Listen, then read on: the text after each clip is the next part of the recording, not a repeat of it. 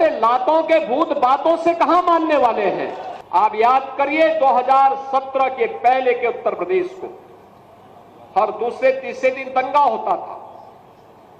बहनों और भाइयों, इन दंगाइयों का उपचार ही डंडा है। बिना डंडे के मानेंगे नहीं। आप देख रहे होंगे बंगाल जल रहा है, वहां की मुख्यमंत्री चुप है, दंगाइयों को शांति दूत कहती है। अरे लातों के भूत बातों से कहां मानने वाले हैं।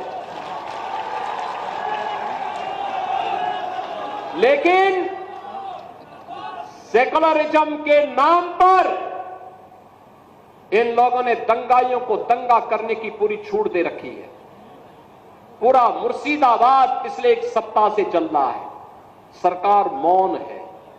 बहनों और भाइयों, इस प्रकार की अराजकता पे लगाम लगनी चाहिए और मैं धन्यवाद दूंगा इस बात के लिए वहां की माननीय न्यायालय को, जिन्होंने वहां पर केंद्रीय बलों की तैनाती करके वहां के अल्पसंख्यक हिंदुओं की सुरक्षा की व्यवस्था करने के लिए कदम उठाया है और आज केंद्रीय बल वहां पर तैनात है। आपने वहां की पीड़ा सुनी होगी।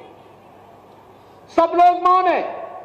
कांग्रेस मौन है मुर्शिदाबाद के दंगों पर, कांग्रेस मौन है, समाजवादी पार्टी मौन है, टीएमसी मौन है। वे धमकी पे धमकी दिए जा रहे हैं, समर्थन कर रहे हैं। बांग्लादेश के अंदर जो हुआ था उसका समर्थन कर रहे हैं बड़ी बेशर्मी के साथ। अगर उन्हें बांग्लादेश अच्छा लगता है तो उनको बांग्लादेश ही जाना चाहिए। क्यों भारत की धरती पर बोझा बने हुए हो? क्यों भारत की धरती पे बोझा बने हुए हो?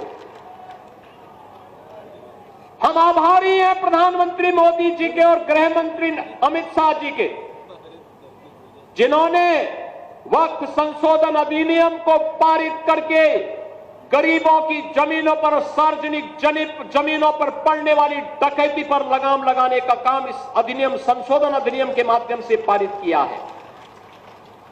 अब ये जमीन जो वापस आएगी, बहनों और भाइयों, इसमें हॉस्पिटल बनेंगे, इनमें गरीबों के लिए मकान बनेंगे, हाई राइज बिल्डिंग बनेगी, यहां पर स्कूल बनेंगे, विश्वविद्यालय बनेंगे, निवेश के लिए लैंड बैंक बनेगा।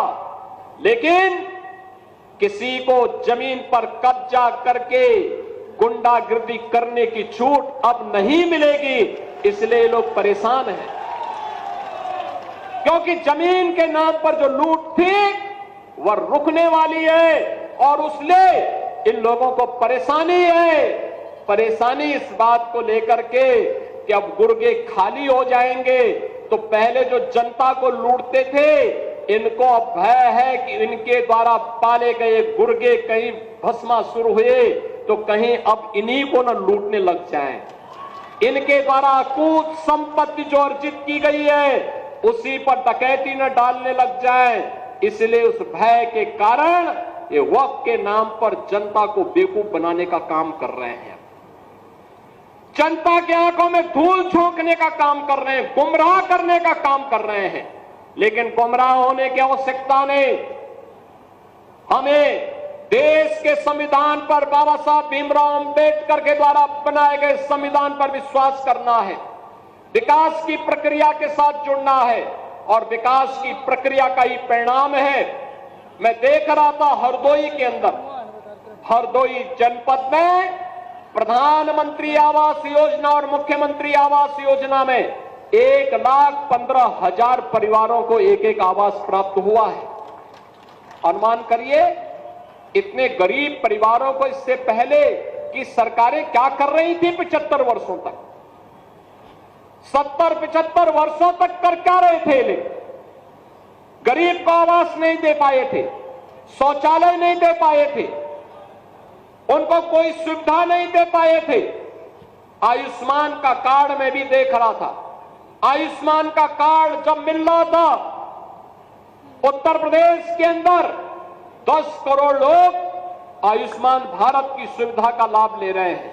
और मैं भी देख रहा था एक बहन जी को जब उन्हें आयुष्मान का कार्ड मिला, उनके चेहरे पर एक नई चमक थी कि अगर कभी दुर्भाग्य से कोई बीमार हुआ परिवार में, ये कार्ड उसमें उनका संबल बनेगा। लेकिन इससे पहले क्या कर रहे थे? पिछली सरकारें कर क्या रही थी? क्या कांग्रेस कर रही थी 60 वर्षों तक? क्या समाजवादी पार्टी कर रही थी जब कई बार उन्हें सरकार बनाने का अवसर प्राप्त हुआ? इसका मतलब इनको विकास से कोई मतलब नहीं था। ये प्रदेश में केवल अपने परिवार का विकास करने के लिए आए थे। इनको जनता जनार्दन के विकास से कोई मतलब नहीं था। और आज तो विकास भी है और विरासत भी है। गरीब को राशन मिल रहा है, नौजवान को नौकरी और रोजगार मिल रहा है, अन्नदाता किसान को किसान सम्मान निधि का लाभ मिल रहा है, महिलाओं को लखपति दीदी की जैसी योजनाओं के साथ जोड़ने का काम किया जा रहा है।